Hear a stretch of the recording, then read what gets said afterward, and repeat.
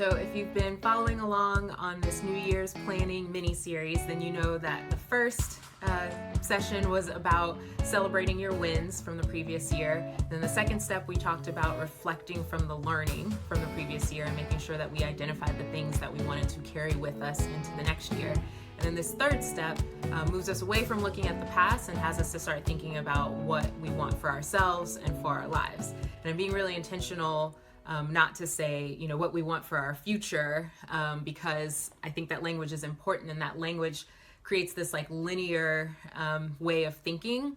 And so then we start to think like what we have right now is not enough. So when we get to this place, then we'll be happy. Or when I have this, then I'll be happy. And I think that compounded year after year, especially around this New Year's time when we're starting to do vision boards and things like that if we aren't really careful with just the language that we use and the way in which we use vision boards and things, that we create that sentiment of not having enough, and that my life begins when, right? My life begins when I get married, when I have children, when we buy a house, when I get this new job, when I'm making this amount of money, etc. And so we set our goals in this way of constantly living at this place of future self instead of appreciating the life that we have right now, because we only are guaranteed this one moment that we have, right? And so I just even though I do some of the same things, envisioning activities and using magazines and stuff to make vision boards, etc., I think the framing of it is super, super important, so that we are continuing to generate and create happiness and joy around our present lives that we have, rather than constantly living in a future state. So I've been doing this Wheel of Life activity, and a lot of different life coaches and career coaches use this Wheel of Life. You can actually go on Google and find different ones. Each one has like a slightly different way of how they word the categories.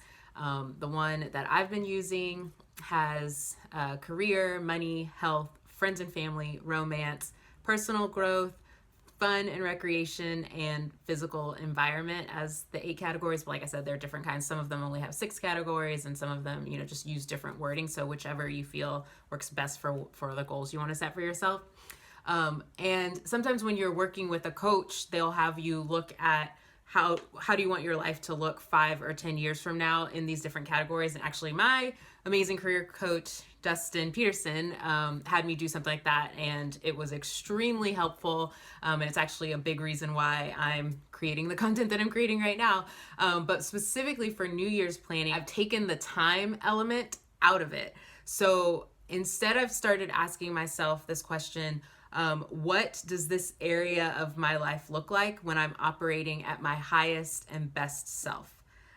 So the idea is to start to visualize in each one of those categories what that feels like, what that looks like. And in previous years, I've used different language, like what does it look like if you're operating at your most authentic and beautiful state, or in your most powerful state. So you can play with the words again depending on what your goals are, what you're looking to create for yourself in your life. But just in general, changing that language has really yielded some different responses for me, and I've found them really helpful in setting up my new year.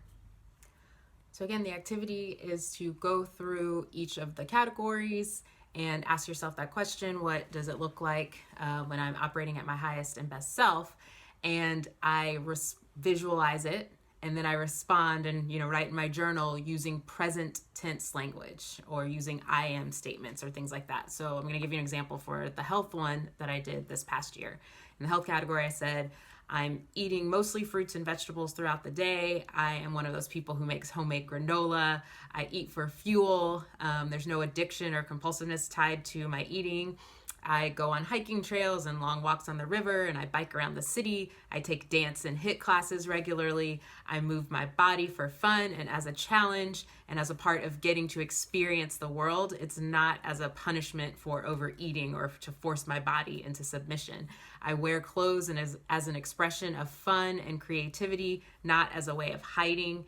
And my body is free from disease. I am not tied to synthetic medications, and I have lots of energy and mobility.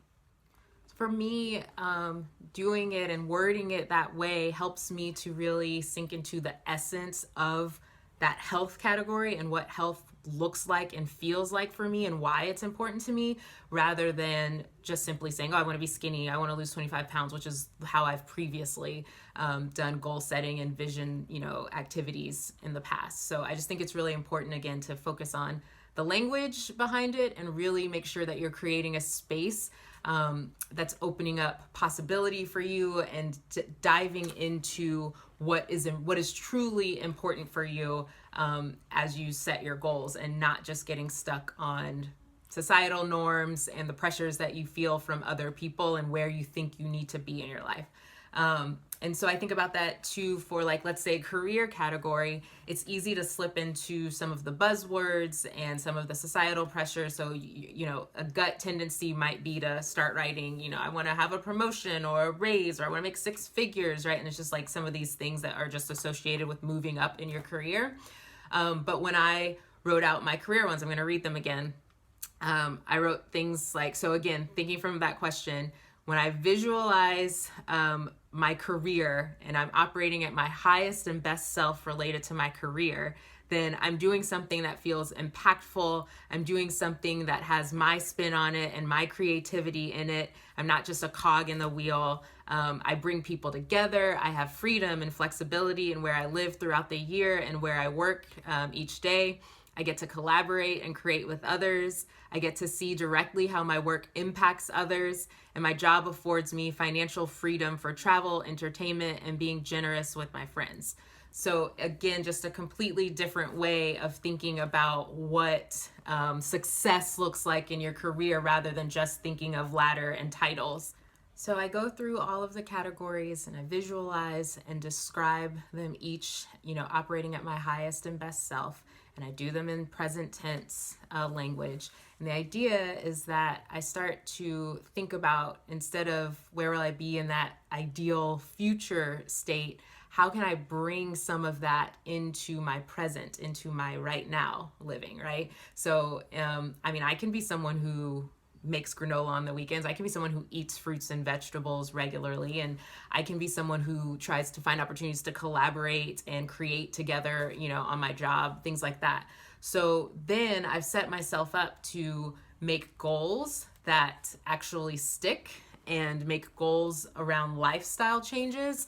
And I basically get an opportunity all year long to operate at that highest and best self. So again, it's just changing my way of thinking. Instead of thinking of goals as things that I will accomplish one day or in the future, I think of goals as things that I get to pull into my present, so I can start living in the way that is, that best version of myself. So figure out what categories you want to visualize for yourself. You can go to Google and find some Wheel of Life, examples to help you get started. Go through and describe each category at your highest and best self, and then come back to this channel and we'll start talking about setting up goals for the new year. See you then.